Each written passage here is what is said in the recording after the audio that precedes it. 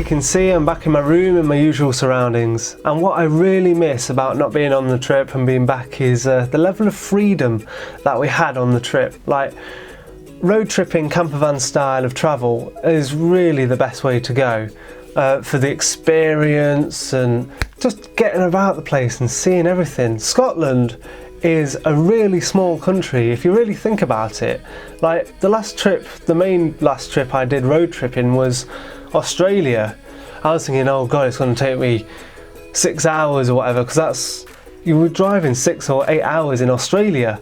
But in Scotland, it's so small. The most I'd driven was like 2 hours, which is nothing.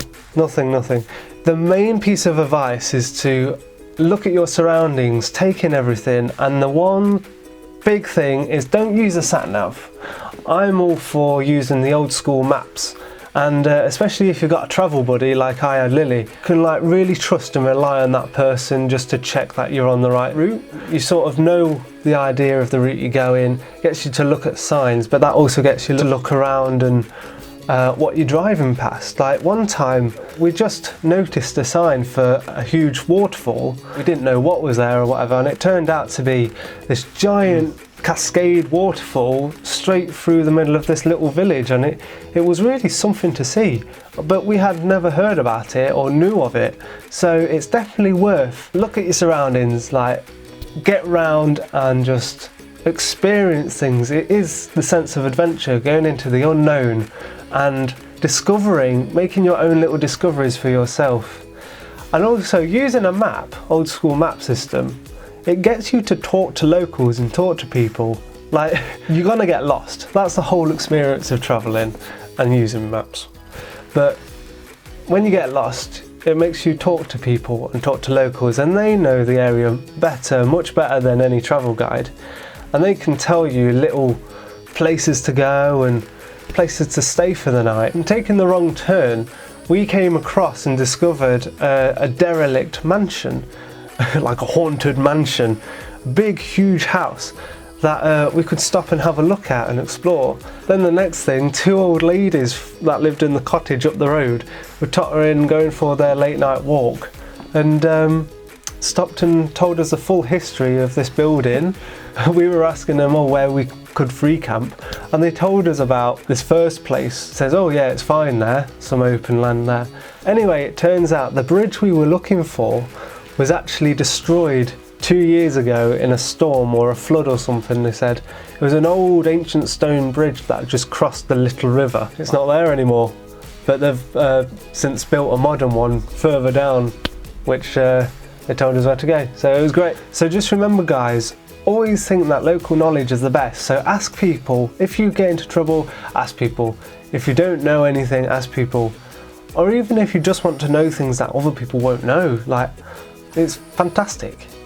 From this trip, even I discovered that I was more of an outdoorsy person.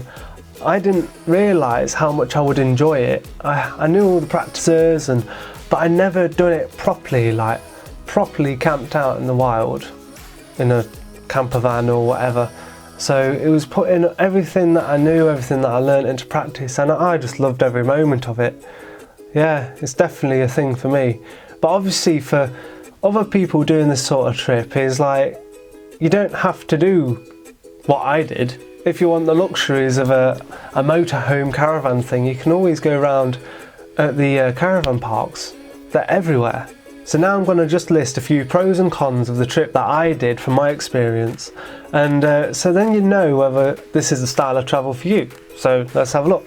So the first pro that I've already touched on is that the level of freedom that you get from campervanning and road tripping it around is that you can just drive wherever you like. You don't have to make any plans. You can have a rough plan of where you're going to hit around the country, but you don't have to stick to it. That's the beautiful thing.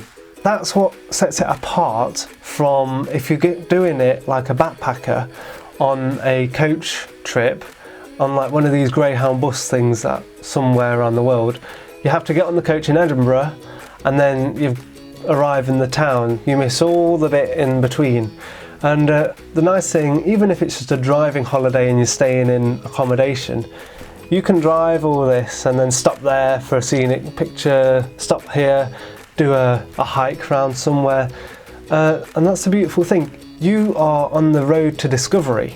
However, the big con for road tripping is the cost of petrol.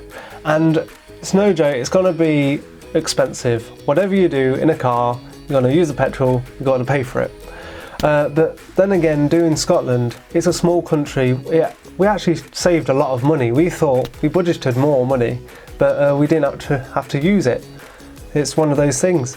And at the time that we went, the UK petrol prices actually crashed to the lowest they've ever been before.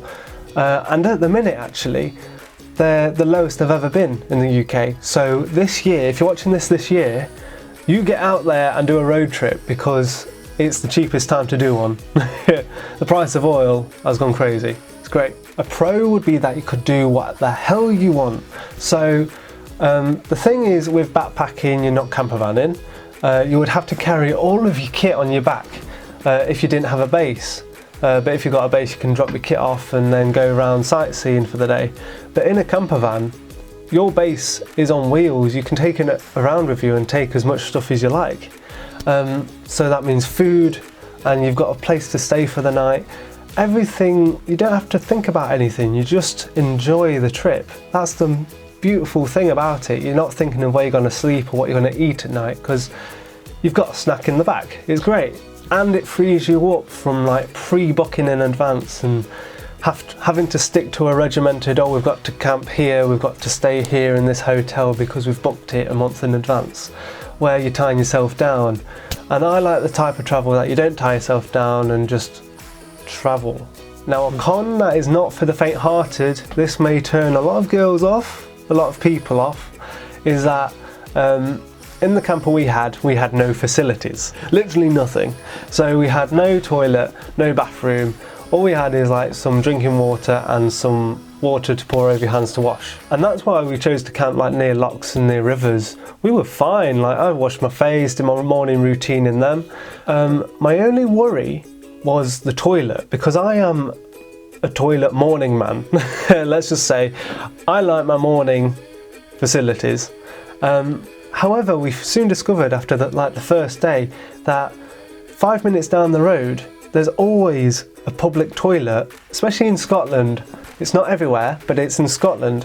The facilities, public facilities, are great. So if you choose your free camping location wisely, that it's 5-10 minutes down the road from a visitor centre, a tourist attraction, there is always guaranteed gonna be facilities open to the public that you can walk in and do your morning routine and be set for the day. And literally, it was a worry at first, but it's not a worry, especially in Scotland.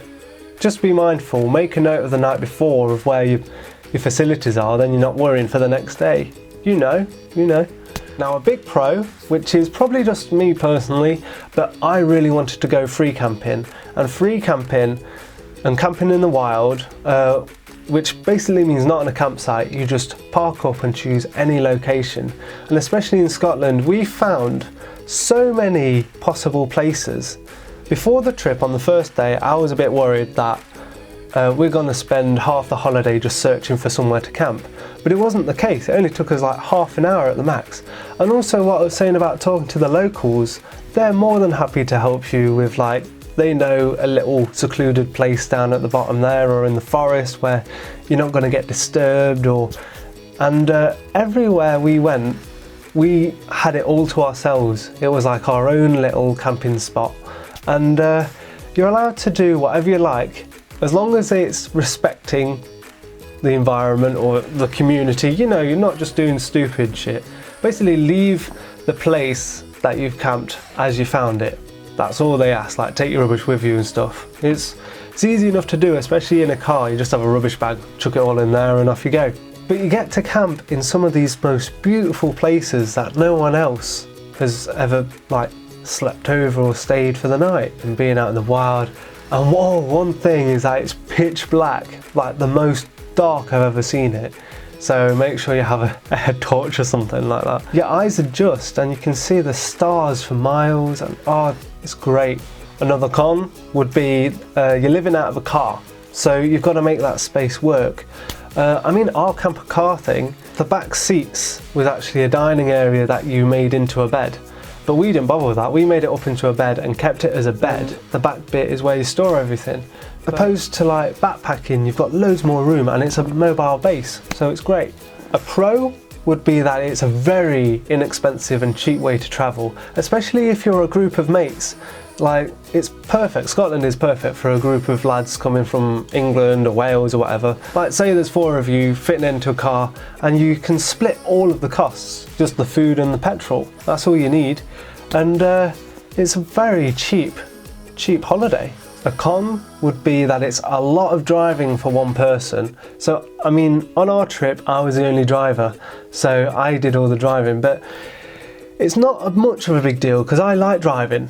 Personally, I don't mind it, and it's only 1-2 hour trips, but it does have an effect on you when you're doing big stint of driving and then you've got to set up camp and then you've got to do stuff. So it's a lot better if you go in a group, like I say, with your mates or something, and you can rotate the driving, then you're laughing. And the final pro would be that you get to see a lot more places because you stop, you look at everywhere, and you just see everything you want to. And you can spend as much time as you like in each place. And that is what I love about this. So, would I recommend this style of travel? Of course, yes. It's fantastic. Come on, it's like I haven't done every style of travel yet. I've done quite a few different ones, but this is definitely my favourite. Just road tripping around, being that independence of like you can just go and do what the hell you like in the time you've got. And that is the same gist of backpacking, but backpacking, I would love to do a fusion of backpacking and then road tripping for a part and then back to backpacking, because it's the freedom of just going, I've got to get to this destination and I've got this time to do it in, and it's what you do along the way, the people you meet and the adventure. I hope this video has been interesting for you guys. Thanks for watching, and make sure you subscribe to join the expedition in the future.